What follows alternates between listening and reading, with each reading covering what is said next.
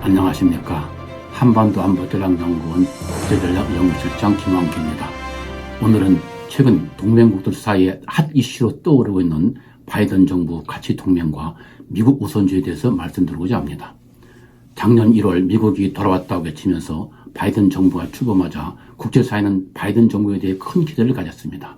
왜냐하면 바이든 대통령이 민주주의 가치와 동맹보다는 미국 이익을 우선시하는 트럼프의 미국 우선주의를 거부하고 국제사회 리더로서 자유주의 국제질서 규범을 지키고 민주주의 가치 수호와 동맹 복원을 선언했기 때문입니다. 실제로 바이든 정부는 출범 초기에 트럼프가 탈퇴한 파리 기후 협약 및 세계 보건 기구에 재가입하고 나토에 대한 공약을 재확인하는 한편 이란과 핵 협상을 재개하는 등 민주주의 국제 규범 및 질서 준수와 동맹 복원 등을 통한 국제사회 지도국 역할을 회복하는 모습을 보여주었습니다. 그러나 바이든 정부는 이후 시간이 갈수록 기대와는 달리 중산층을 위한 외교를 내세우면서 외교안보, 경제무역 등 전 방위에서 바이든 반 미국 우선주의를 추구하고 있어 동맹국 사이에 트럼프가 다시 돌아온 것이 아닌가라는 생각을 갖게 하면서 경계심을 자아내고 있는 실정입니다. 우선 외교안보면을 보면 작년 8월 아프가니스탄에서 미군을 철수할 때 아프가니스탄전에 동참하고 있는 프랑스, 영국 등 나토 동맹국들에게 사전에 어떠한 협의도 없이 일방적으로 철수를 결정함으로써 동맹 중시를 주장했던 바이든 정부에 대한 불신을 야기하고 트럼프 미국 우선주의를 떠올리게 하면서 유럽으로 하여금 전략적 자율성에 대한 생각을 더욱 갖게 만들었습니다. 또한 작년 9월 인도태평양지에서 중국 견제를 위한 미국, 영국, 호주 등 3국 안보동맹인 오커스를 결성하면서도 동맹인 프랑스 등 EU 국가들에게는 사전 설명도 없이 일방적으로 추진함으로써 유럽 동맹국들의 반발을 초래하였습니다. 특히 미국은 오커스 결성 과정에서 호주를 끌어들이기 위해 호주의 핵잠수함 기술 전수를 약속했고 이에 호주는 프랑스와 체결했던 560억 유로, 즉 한국 돈으로 77조 5,800억 원 규모의 디젤 잠수함 12척 구입 계약을 일방적으로 파기함으로써 프랑스 분노를 촉발하였습니다. 오커스 결성에 대해 사전에 전혀 설명을 듣지 못했던 프랑스는 장지 르디앙 외교장관이 미국의 행태는 등에 칼을 꽂은 것으로 이런 동맹국 간에 할 일이 아니다 하면서 트럼프 전 대통령을 하던 잔혹하고 일방적이고 예상 불가능한 결정이라고 비난하였고 프로랑스 파를리 국방장관도 미국에 대해 동맹국을 어떻게 대했는지 똑똑히 지켜보겠다고 언급하는 등 미국의 일방주의에 대해서 분노를 표출하였습니다. 조셉 보렐 EU 외교안보정책 고위대표도 오커스에 대해 사전 설명을 전혀 듣지 못했다고 밝히면서 우리는 다른 이들이 그렇게 하듯이 자력으로 살아남아야 한다면서 소외감을 표출하였습니다. 이러한 바이든 정부 동맹 정치 행태에 대해 영국이 더 가지한지는 바이든은 트럼프식 일방주의라고 평가하기까지 하였습니다. 지난 7월에 있은 중동 방문도 바이든이 평소 주장해온 민주주의와 인권이라는 가치와는 정반대의 외교였습니다. 바이든 대선 후보실부터 민주주의와 인권 등 가치 외교를 내세우면서 사우디 반체제 인사인 자말 카시쿠지 암살 사건의 배후인물인 사우디 왕세자 모하마드 빈 살만에 대해서 국제적으로 왕따시키겠다고 비난해 왔으며 대통령에 취임한 이후에도 가치 외교를 내세워 사우디를 계속 압박하여 왔습니다. 그러나 러시아의 우크라이나 침공으로 인한 에너지 위기로 40년 만에 고인플레에 직면하자 이를 벗어나기 위해서는 세계 최대 산유국인 사우디의 석유 증산이 필요하다는 판단하에 가치 외교를 포기하고 국익을 위해 사우디를 방문했던 것입니다. 이러한 바이든의 외교 행태에 대해 폴리티코지, 워싱턴 포스트 등 미국 언론들조차 바이든이 중동 순방에서 민주주의와 인권 등 가치보다는 이익이 중요하다는 것을 보여줬다면서 바이든 반 미국 우선주의로 평가할 정도였습니다. 경제무역면에서도 바이든 정부는 가치와 동맹보다는 미국의 국익을 앞세운 미국 우선주의를 적극 추구하였습니다. 바이든 대통령이 취임한 직후인 작년 1월 연방정부 조달에서 미국산 불품 구매 의무를 강화하는 내용은 메이드 인 아메리카 행정명령에 서명했는데 이는 바이 아메리카 정책으로서 그 목표는 연방 조달을 통해 제조업 공급망을 미국 중심으로 재편하는 것이었습니다.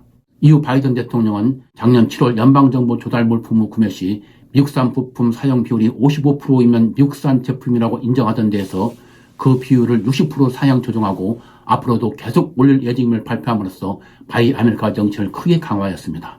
이는 연간 6천억 달러 규모에 달하는 연방정부 제품 및 서비스 조달 시장에서 미국산 비중을 확대하는 정책으로 바이든 반 미국 우선주의를 상징하는 대표적인 보호주 통상 정책으로 평가받고 있습니다. 또한 자유무역주의자로서 오바마 정부 당시 자유다자무역체제인 환태평양 동반자 협정 즉 TPP 체결을 앞서서 주도했던 바이든 대통령은 트럼프가 탈퇴하여 유명무실해진 TPP 후속국으로 일본이 주도하에 TPP 기존 회원국들이 창설한 포괄적 점진적 환태평양 경제동반자 협정 즉 CPTPP에 가입하지 않고 있습니다.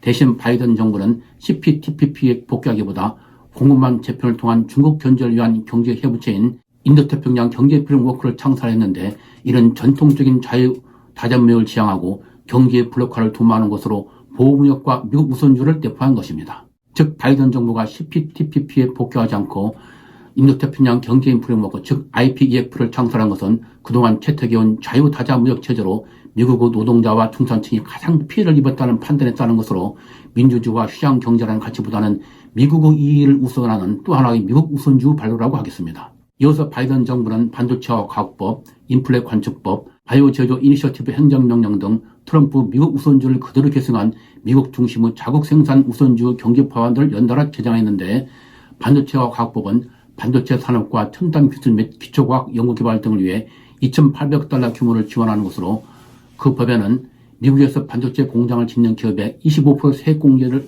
지원하는 반도체 촉진법이 포함되어 있습니다.